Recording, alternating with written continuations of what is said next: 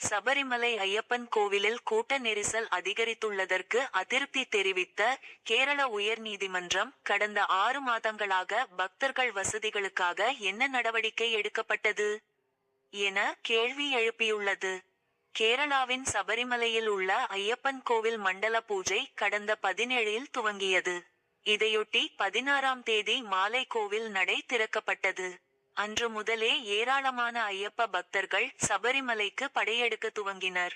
இதனால் பம்பை முதல் சன்னிதானம் வரை பக்தர்கள் கூட்டம் அலைமோதியது. மலைப்பாதையில் கூட்டம் முண்டியடித்து சென்றதால் குழந்தைகளுடன் சென்றவர்கள் முன்னேறி செல்ல முடியாமல் திணறினர்.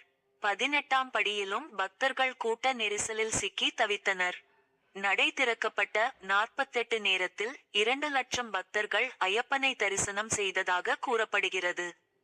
சபரிமலை சென்ற பக்தர்கள் அடிப்படை வசதி கூட கிடைக்காமல் அவதிப்படுவதாக கேரள எதிர்க்கட்சிகள் குற்றஞ்சாட்டின.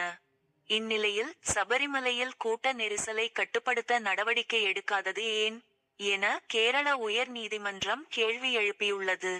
இது தொடர்பான வழக்கை விசாரித்த உயர் நீதிமன்றம் கூறியதாவது: சபரிமலையில் மண்டல பூஜை துவங்கியது முதலே கூட்ட நெரிசல் அதிகரித்து வருவதை காண முடிகிறது.